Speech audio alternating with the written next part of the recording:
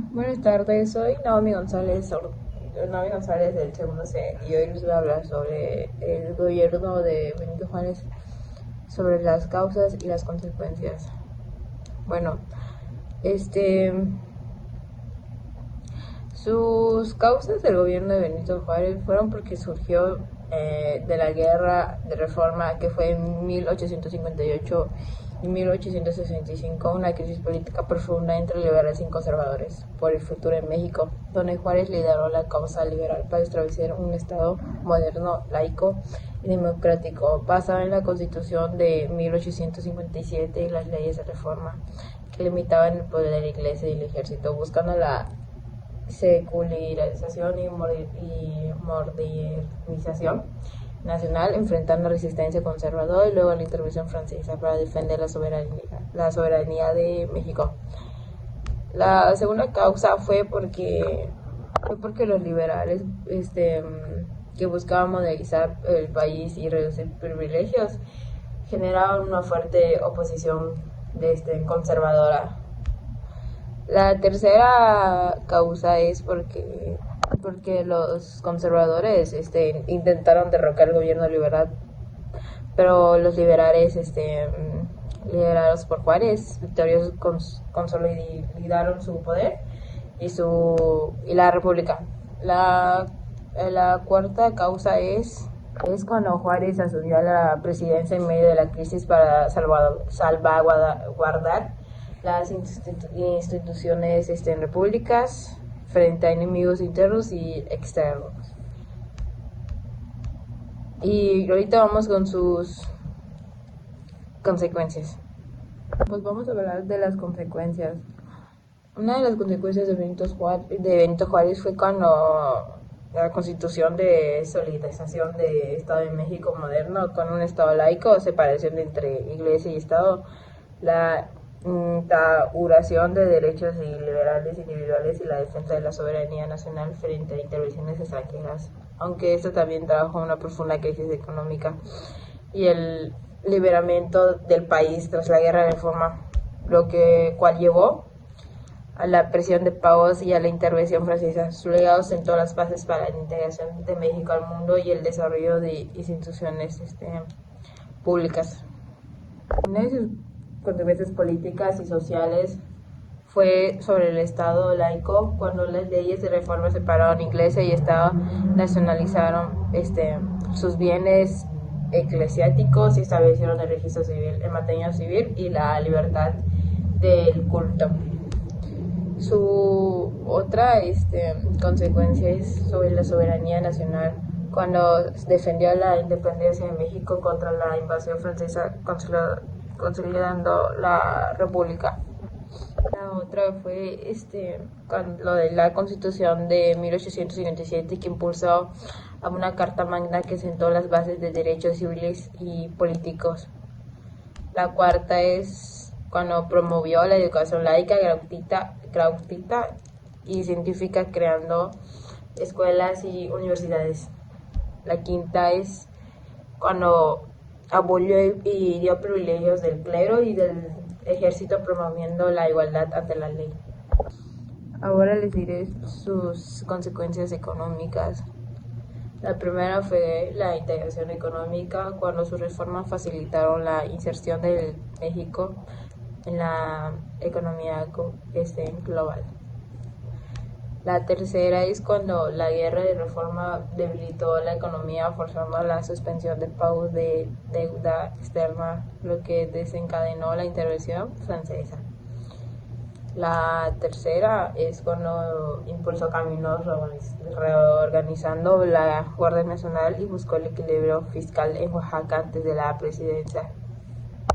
Y pues, en resumen, Juárez fue clave para sentar las bases de México y modernó para república liberal y laica, pero su gobierno enfrentaba enormes desafíos económicos y militares que definieron su legado. Y ya eso sería todo. Muchas gracias. Benito Juárez gobernó México en uno de los momentos más turbulentos de su historia.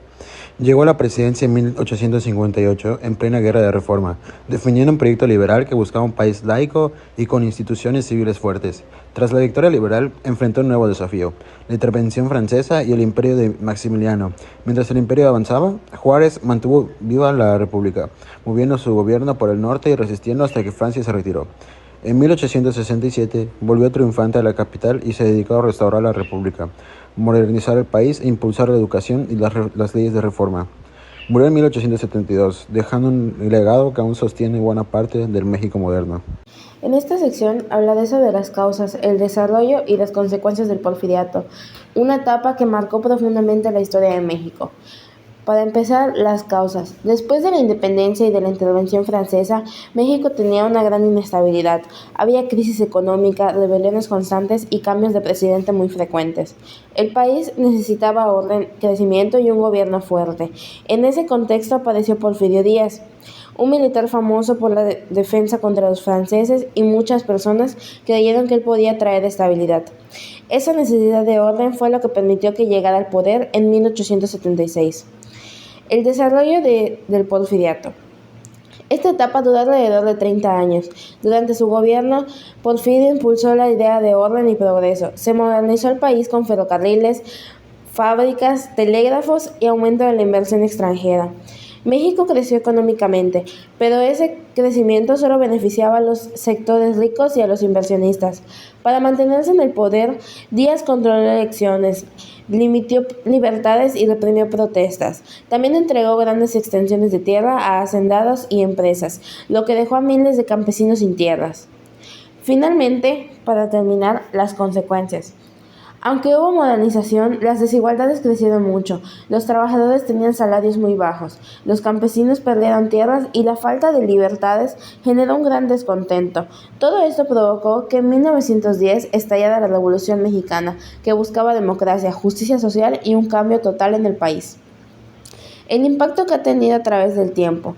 El porfiriato dejó huellas importantes. La infraestructura construida en ese periodo permitió el desarrollo económico posterior, pero también nos dejó lecciones sobre los peligros de la concentración de poder y la desigualdad social. Gracias a este periodo surgieron demandas que transformaron a México, como la búsqueda de derechos laborales, la reforma agraria y la democracia. Causas del imperio de Maximiliano. Inestabilidad política. Independencia.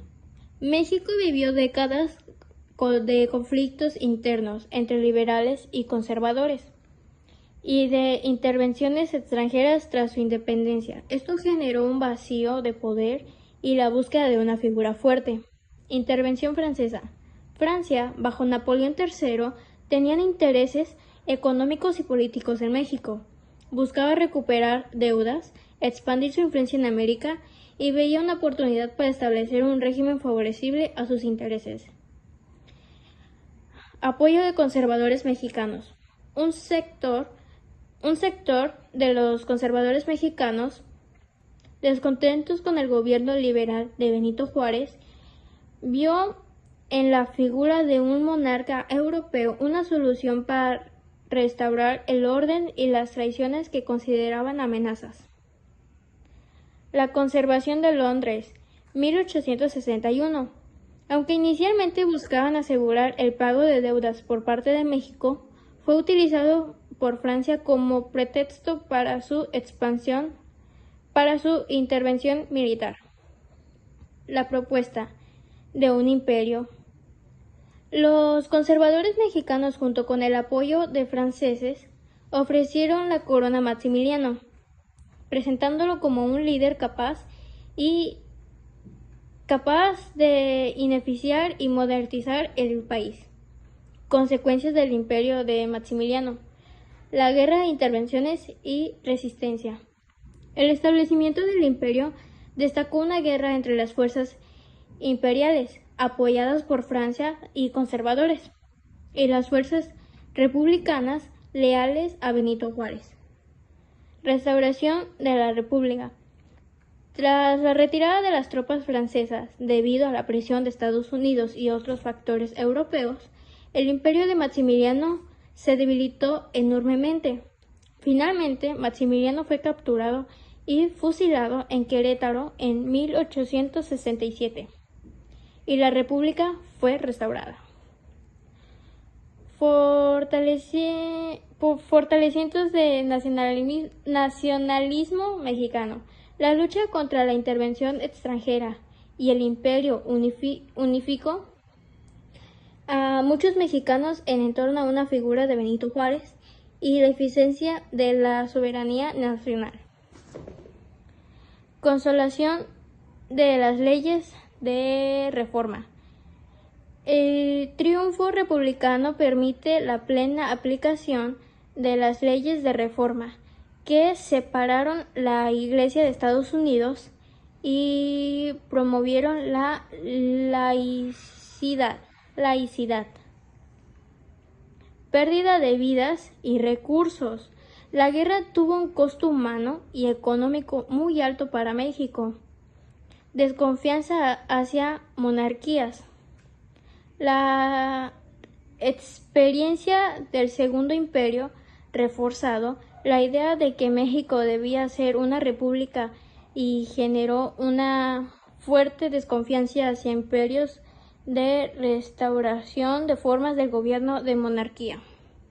En resumen, el imperio de Maximiliano fue un imperio que impone una monarquía Europa en México, impulsado por intereses extranjeros y sectores conservadores, pero que finalmente fracasó, fortaleciendo la república y el sentimiento nacionalista. Hoy voy a hablar sobre el imperio de Maximiliano en México. Todo empezó en 1864, cuando Maximiliano de Habsburgo aceptó venir al país para ser un emperador. Fue invitado por los conversadores y apoyado por Francia, porque en ese tiempo México estaba muy dividido y había mucha inestabilidad política. Cuando llegó, Maximiliano quiso modernizar el país, impulsó mejoras en la educación, apoyó a los pueblos indígenas y propuso leyes más justas para los trabajadores. Pero aunque los conversadores lo trajeron, muchas de sus ideas eran más liberales y por eso empezó a perder apoyo. El problema más grande fue cuando vino Francia y retiró sus tropas en 1866, sin el respaldo del imperio que quedó prácticamente solo frente al gobierno de Benito Juárez, que comenzó a recuperar el control.